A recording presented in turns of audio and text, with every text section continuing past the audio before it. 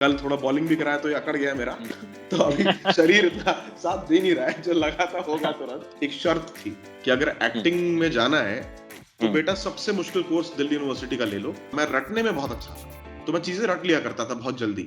भाई इंटरव्यू तो हम बहुत सारे करते हैं, लेकिन कई बार क्या होता है, आपको अपने कॉलेज का जूनियर मिल जाता है, पता चलता है बंदा एक्टर बन गया। तो भाई मेरे कॉलेज के जूनियर मेरे साथ हैं, और क्या नाम है, मैंने सोचा नहीं था कि कभी ऐसा भी मौका आएगा कि भाई आपको इंटरव्यू करने का जो है एक चांस मिलेगा, या ऐसा आप इतने एक ऐसे मुकाम पे पहुंच जाएंगे कि भाई एज ए जर्नलिस्ट जो है हम अपने ही कॉलेज के लोगों का जो है इंटरव्यू कर रहे हैं। तो बहुत बहुत स्वागत आपका। Thank you very much Amit भाई, थैंक यू। और इन दिनों आपको अतरंगी रे की वजह से भी भैया बहुत सारी बधाइयां मिल रही हैं। जी जी जी। तो जिन्होंने अब तक अतरंगी रे देखी नहीं है, वैसे बहुत से लोगों ने देख ली है, बहुत बम्पर ओपनिंग भी मिली है फिल्म को, तो जरा उन्हें अपने किरदार के बारे में बता दीजिए सबसे पहले। तो बड़ी मजेदार फिल्म है। मैं एक साइकेट्रिस्ट प्ले कर रहा हूँ। हम्म, मैं और धनुष, हम दोनों डॉक्टर्स होते हैं। हम्म, और कैसे हम बिहार में जब डेंगू मलेरिया फैला होता है वहां पे जाते हैं, और उधर जबरदस्ती पकड़ के धनुष की शादी करवा दी जाती है हम्म, हम्म, सर अली खान के कैरेक्टर के साथ। हम्म, हम्म, और फिर चीजें अनफोल्ड होती हैं कि वो किसी और के साथ प्यार करती है, कि हम्म, वो सारा मसला क्या है, वो अतरंगी कहानी हम्म, क्या है, जिसको हम्म, उसकी गुत्थी सुलझाने में मैं मदद करता हूँ कि एग्जैक्टली पूरा चक्कर क्या हो रहा है। जो लव ट्रायंगल बन गया है हम्म, सज्जाद अली खान, हम्म, विशु और रिंकू के बीच में, वो हम्म, असल में है क्या। हम्म। सो वो पूरी गुत्थी सुलझाने में मैं धनुष की मदद करता हूँ। तो आप सो समझ मैं गए, अतरंगी अतरंगी रे में आशीष वर्मा जो है वो बहुत इंपॉर्टेंट रोल प्ले कर रहे हैं। जी जी, तो थैंकफुली। तो तो आशीष, आपकी जर्नी पे तो आएंगे ही कि कैसे किरोड़ी मल से बॉलीवुड पहुंचे, लेकिन अतरंगी रे किस तरह से ऑफर हुई? मुझे मुकेश भाई, जो कास्टिंग डायरेक्टर है मुकेश छाबड़ा, जी, उनके मुकेश वहां से छाबड़ा फोन जी। आया कि यार एक फिल्म है अतरंगी रे, उसमें एक पार्ट के लिए तुम्हें कंसिडर कर रहे हैं। और पैरेलली मुझे हिमांशु शर्मा का भी फोन आया, हम्म, वो भी किरोड़ी मल के हैं। अच्छा। तो हालांकि मैं उनसे बॉम्बे में खाली एक बार ही मिला था, बट उन्होंने हम्म, मेरा कोई काम देख रखा था। एक फिल्म मैंने हम्म, करी थी इससे पहले, आपके कमरे में कोई रहता है, हम्म, तो उन्होंने वो हम्म, देख रखी थी। तो उन्होंने बोला यार मैं तेरे को दिमाग में रखा हुआ है, कुछ सोच रहा हूं मैं, कुछ बनता हम्म, दिख रहा है। अब मैंने कितनी बार ऐसे कॉल्स आते हैं कि कुछ चल रहा है, कुछ सोच रहा हम्म, हूँ, हम्म, हम्म, कुछ बनता दिख रहा है, but hmm, at the same time जब मुकेश भाई के हम्म, ऑफिस से भी फोन आया, हिमांशु का भी फोन हम्म, आया, फिर आनंद सर ने मुझे ऑफिस में मिलने के लिए बुलाया, तब मुझे हम्म, लगा हाँ ये चीजें थोड़ी असल हैं, तो हम्म, चीजें बन रही हैं। तो हिमांशु ने फिर पूरी कहानी सुनाई, तो मैं हम्म, तोड़ गया कहानी सुन के। मैंने कहा अच्छा ये वाकई हम बना रहे हैं हम्म, इतनी हम्म, अतरंगी कहानी। तो उन्होंने कहा हाँ बिल्कुल बना रहे हैं। So hmm. Rest is history. तो धनुष वैसे भी हिंदी विंदी बोलते हैं, या फिल्म में उनसे मतलब बुलवाई जाती है? वो एक्चुअली एक तमिलियन ही प्ले कर रहे हैं फिल्म के अंदर। तो नहीं नहीं, जितनी वो तो है। एक हाँ। दिल्ली में रहने वाला एक तमिलियन बोलेगा, उतनी हिंदी बोल रहे हैं, मतलब बोलते हैं, लेकिन बहुत हम्म, फ्लुएंट उनका कैरेक्टर भी नहीं बोलता है, बिकॉज वो हम्म, मूलतः वो चेन्नई से है। हम्म। अच्छा, ये बताइए कि किरोड़ी मल से आपने इकोनॉमिक्स की पढ़ाई की, जी। तो एक्टिंग में कैसे आ गए? सर वो इकोनॉमिक्स ना एक वो था, एक शर्त थी कि अगर हम्म, एक्टिंग में जाना है तो हम्म, बेटा सबसे मुश्किल कोर्स दिल्ली यूनिवर्सिटी का ले लो, हम्म, और वो तुम्हारा बैकअप हो जाएगा। वो कोर्स तुम्हें लेना, अगर तुम्हें एक्टर बनना है तो तुम्हें इकोनॉमिक्स ऑनर्स ही करना पड़ेगा। हम्म, हम्म, तो मैंने फिर इकोनॉमिक्स ऑनर्स, मेरा जैसे तैसे नंबर आ गए थे 12वीं में, मैं हम्म, पढ़ाई में ठीक ठाक हम्म, था, तो हम्म, मेरा इकोनॉमिक्स में एडमिशन हो गया। हम्म, और वो वाकई इकोनॉमिक्स ऑनर्स, आप तो किरोड़ीमल से, आप डीयू से हैं, आप जानते हैं हम्म। ये बड़ा टफ बिल्कुल। कोर्स। बहुत सबसे टफ। बट थैंकफुली, मतलब मेरे को ना, मैं रटने में बहुत अच्छा था, तो मैं चीजें रट लिया करता था बहुत जल्दी। तो मैंने अच्छे खासे नंबरों में, आई थिंक आई गॉट बस 68-70% इन इकोनॉमिक्स, जो बड़ी बात होती है अपने आप में। बट मेरे पेरेंट्स ने शर्त रखी थी कि इको ऑनर्स तू ले ले बेटा, उसके बाद तेरे को जो करना है कर ले, ग्रेजुएशन के बाद तेरा जीवन पर, लेकिन इको ऑनर्स जरूर करना है। सो वैसे इकोनॉमिक्स में आया मैं।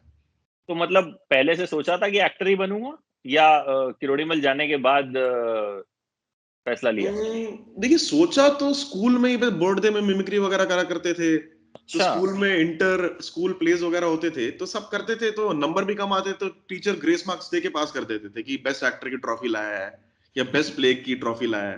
बट जब किरोड़ीमल गए तो वहां की ड्रामेटिक सोसाइटी से आप शायद वाकिफ होंगे, the players. Players, yes. which is one of the finest amateur dramatic societies in the country, I believe, जहाँ पे बहुत सीरियसली थिएटर को लिया जाता है। उधर जाके समझ में आया कि आप कितने पानी में हैं। तो हमारे मेंटर थे केवल अरोड़ा सर, तो मतलब one of the finest teachers that I have experience of had in my life, you know. तो उधर जाके समझ में आया कि बेटा पानी में है बहुत ज्यादा, खाली चेहरे बनाने को एक्टिंग नहीं कहते हैं या मिमिक्री करने को एक्टिंग नहीं कहते हैं। तो वहां से एक्टिंग एज अ क्राफ्ट को काफी सीरियसली लेना चालू किया कि थिएटर क्या होता है, टेक्स्ट क्या होता है, उसकी अंडरस्टैंडिंग क्या होती है।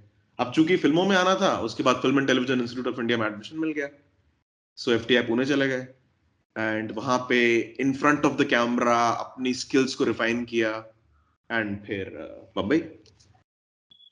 तो ये बताइए कि मिमिक्री किसकी किया करते थे आप? अरे सर, वो मिमिक्री वही क्लासिक जो अमिताभ बच्चन की करा करते थे, और वो कुछ नहीं मिलती भी नहीं थी, बस लग रहा था कि हम अच्छा करते थे। तो कुछ बट कुछ नमूना दिखा दीजिए। अब तो अरे अब क्या नहीं सर, फाइन एक्टर मिमिक्री बन। नहीं, मिमिक्री तो कब की छोड़ चुके हैं। तभी तो मैं बोल रहा था, उसको हम एक्टिंग मानते नहीं थे, वो एक भ्रम था कि हम एक्टर हैं अच्छे। अच्छा, तो मुंबई जब आए तो किस तरह से यहाँ स्ट्रगल हुआ और किस तरह से काम मिलना शुरू हुआ? क्योंकि ऐसा तो है नहीं कि पुणे से कोर्स करने वाले हर शख्स का बॉलीवुड एकदम स्वागत कर देता है कि आओ भैया, फिल्म पड़ी है तुम्हारे लिए, तुम्हारा इंतजार था। तो मैं एक्चुअली डायरेक्ट मुंबई नहीं आया, मैं पहले पंजाब चला गया था। मेरे एक एफटीआई के ही सीनियर हैं गुरविंदर सिंह, उन्होंने 2 फिल्में बनाई थी जो इंडो फ्रेंच प्रोडक्शंस थी। एक थी अन्ने गुड़दा दान और एक थी चौथी कूट। चौथी कूट को उन सर्टन रिगार्ड मिला था कांस में अलोंग विद मसान। सो मैं उनके साथ फर्स्ट एडी था and I used to do casting for him. तो मैं कास्टिंग किया करता था। तो जितने भी नॉन एक्टर्स वगैरह थे, सब नॉन एक्टर्स के साथ वो फिल्म बनाई गई थी।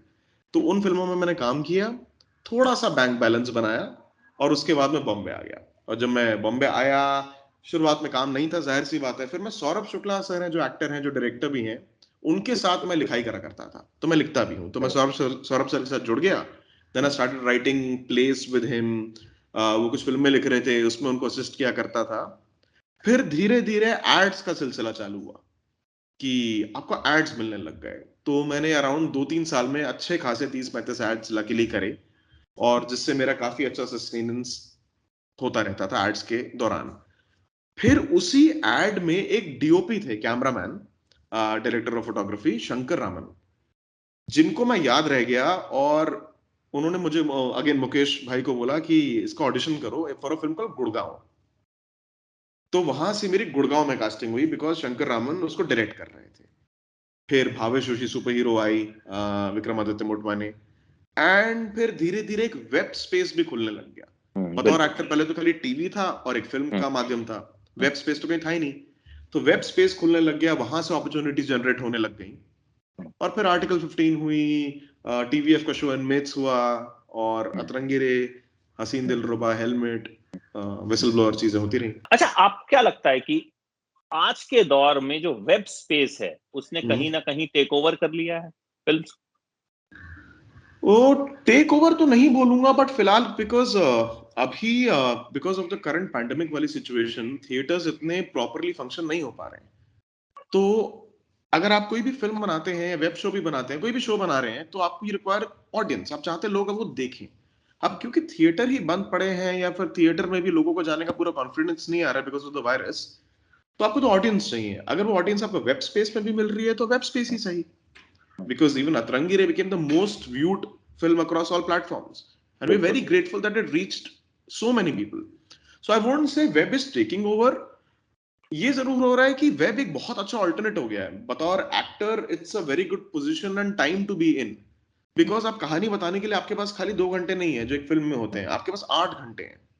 आपके 8 एपिसोड होते हैं एक एक घंटे के, 10 एपिसोड होते हैं बिल्कुल 40-40 भी, मिनट 12 भी होते हैं। 12 भी होते हैं, बिल्कुल। तो बतौर एक्टर आपको ऐसे ऐसे कैरेक्टर्स करने का मौका मिलता है जिसका पूरा एक आर्क होता है, एक पूरी जर्नी एक्सपीरियंस करता है character. So it's a very good time for all the actors to be in, I feel. तो web revolution is a boom for अस।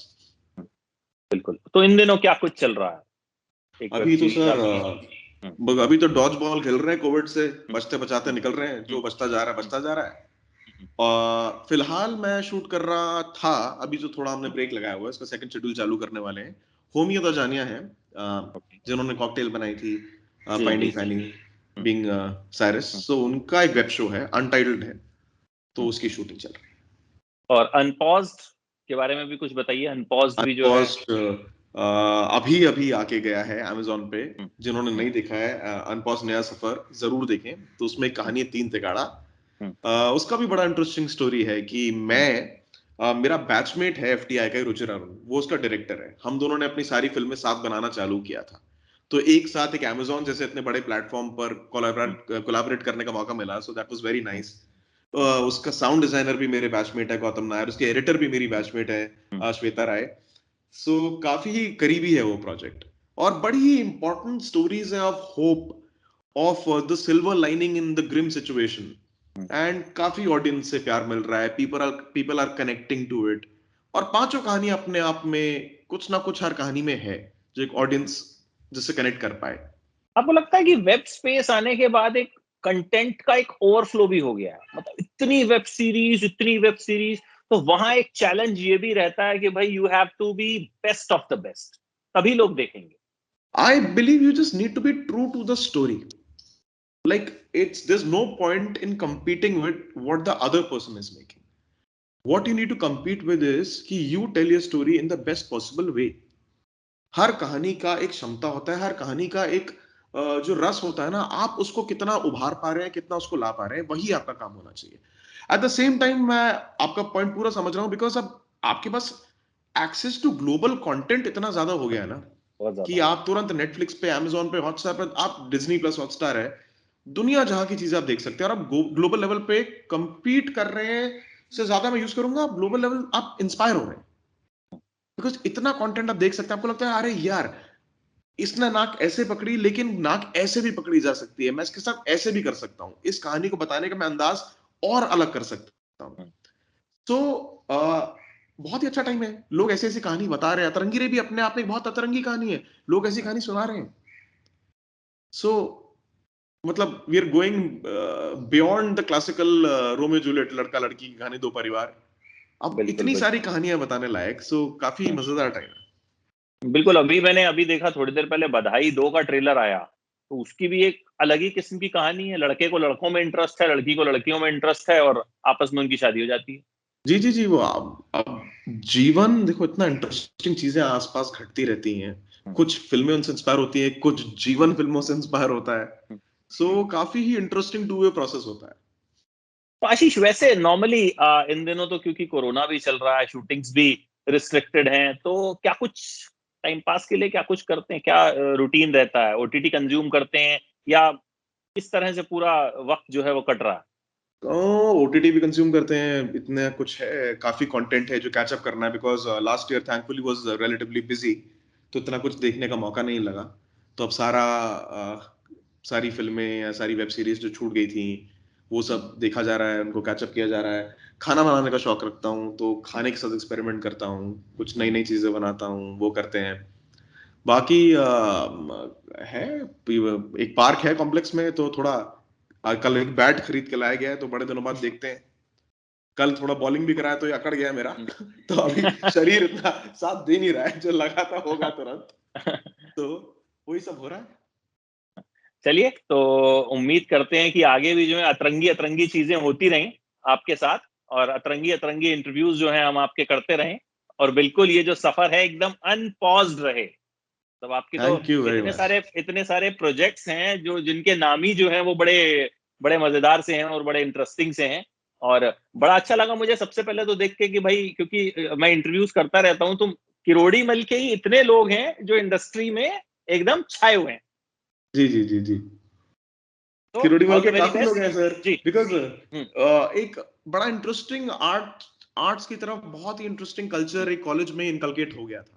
हम्म, और एक बहुत ही स्ट्रॉन्ग वर्क डिसिप्लिन है जितने भी किरोड़ी मल के लोग हैं। सो जी मुझे पता है कि अगर ये लड़का प्लेयर्स में है या लड़की प्लेयर्स में है, और अगर वो मुझसे मिलना चाहेगी बॉम्बे आके, तो मैं जरूर मिलूंगा। बिकॉज हम सबका एक जो रूट है ना, जो बेस लेवल है, वो बहुत ही पुख्ता है, मेरा ऐसा मानना है। बिल्कुल बिल्कुल बिकॉज बिल्कुल। हमारी जो मेंटर थे, सब उन्हीं के अंडर पड़े हुए हैं। सो इट्स जी। एक कॉमनैलिटी है।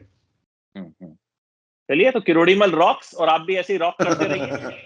Thank you so much. Thank you very much Amit भाई, thank thanks you a so lot. Much, all the best, thank you.